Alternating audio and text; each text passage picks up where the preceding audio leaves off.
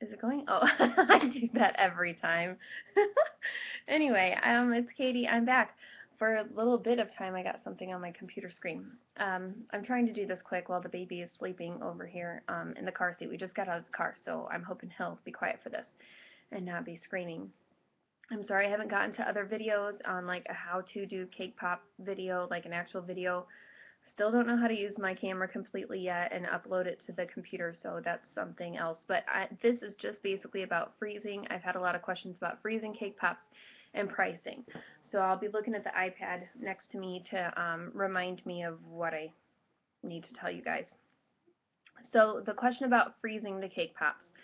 The cake pop needs to be completely finished. It has to be rolled out on the stick and wrapped and ribboned, okay? So you're going to have it on the stick. Pretend there's a little cake pop on here, cake ball.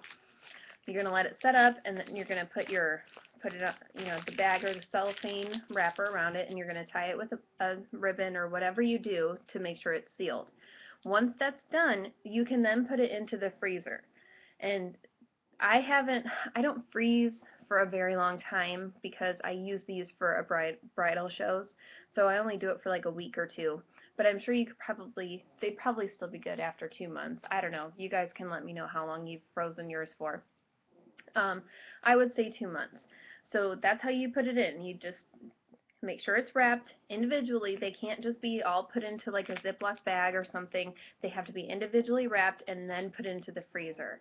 I have not tried it in that way of doing it multiple, like if I didn't want to have them wrapped and ribboned yet. I haven't put like 3 into a Ziploc bag and seen if I thaw them out if they'll work.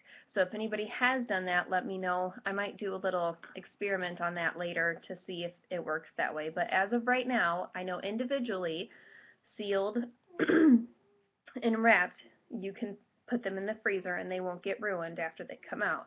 And to thaw them out, you keep them in the wrapper. You just take them out of the freezer and you lay them down on a table or a counter or whatever.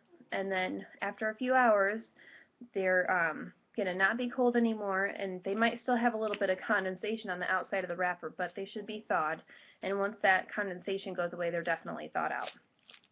So it doesn't take very long, just a few hours to thaw them out. Pricing.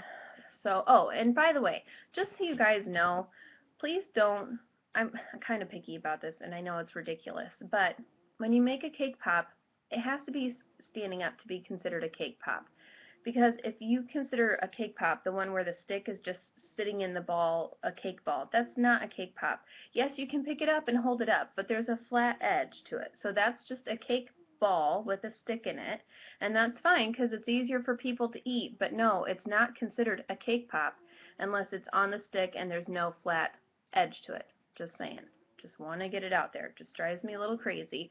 It's my personal opinion. You don't have to like it and you don't have to agree, but that's my personal opinion.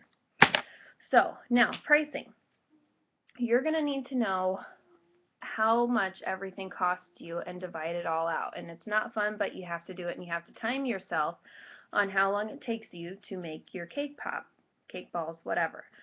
So how much does it take and cost you to make up that batch of cake? How much butter does it cost you? You have to divide that out. Like, okay, well, I know I'm using a half pound of butter, and the butter costs me this much, so you divide that price in half, and then that's how you know how much the butter costs you. Write that down. Same thing on sugar, flour, everything that you put into there, write it down. If you are one of the lucky ones and you have Cake Boss, the program that you can get a discount, I think, on CakeCentral.com, if you're lucky enough to have Cake Boss, you should be able to put all your ingredients in, type it into the program, and it'll tell you how much a batch of cake costs you. So once you know that, then you know that you have to charge for that price, that cost. So you have that cost of what it costs you to make that cake, okay? Then you're going to time yourself on how long it takes to mix and measure and bake and crumble and cut and do all that to that cake that you've now made, okay? So time yourself. Stop the timer if your kid comes in or you get interrupted by a phone call or something like that, because that's not truly how long it's taking you to make the cake pop or crumble it or whatever. So you just need to time out how long it takes from measuring out the cake to mixing it, baking it, and then crumbling it and getting everything mixed in, icing mixed in, and getting it rolled into a ball, put on the stick, get the dipped in chocolate, everything to where it's finished and wrapped. You have to time yourself to see how long that takes. And you can do it for one, or you can do it for however many you need to make that day. But you need to time it out. Once you get that figured out, set that aside with how much it costs you to make your cake. Then you need to divide out how much it's costing you for your sticks and your bags, wherever my bag went, your cellophane wrappers and your ribbons and your sprinkles. Anything that you add on to it, you're going to have to divide out and know how much it costs, like per thing. Like I think my sticks and my wrappers and ribbon, I think I counted it out and it cost like 27 cents just for the packaging. This is 27 cents. Each cake pop, it costs 27 cents for this. So you have to be aware of how much it is. So now that you've got all that figured out, then you divide it by how much you want to get paid per hour for your labor. Okay, not your ingredients and your supplies, but you know how much you want to get paid for your labor. So from how long it took you to measure out your cake to finishing that cake pop, that's what you're going to take and divide it out. So let's say it took you 3 hours to make 24 cake pops. Okay, you are then going to divide that out. So you do that, and it comes to like $3.12 or something. So that's how much you would be charging for the cake pop for just your labor. That doesn't include your supplies or your ingredients. Now, it doesn't have to be $25 an hour. I'm just giving you, an idea of what it costs you per hour to make in labor and your supplies. So you have to add all that in per pop on how much it's going to cost. So that's how you get your pricing. I charge $2 an hour. I've gotten quicker at rolling my cake pops, and I charged that price from the beginning. The more you wrap, the better off the faster you're going to get and the better off you're going to be. So just to know that. So you might want to price a little lower than what you're actually needing to charge right now because of how long it's taking you.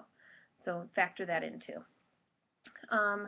What else? Oh, I don't know if you guys have ever heard of it, but there's something called a cake ball roller. I think that's what it's called. But it's white and it looks like it has grooves in it, and then it has another plastic thing that goes on top that's white and it has grooves in the top, and you roll it one way and then you turn the dough and you roll it again and it makes the cake balls. There's a video on here on YouTube of how to use it or what it looks like, and I'm going to be buying one of those because I got a really good price on them at chefforever.com for Black Friday. I got it for like $100, and I think normally it's like $170 or $270 for it, so it's pretty pricey. So I'm going to be doing oh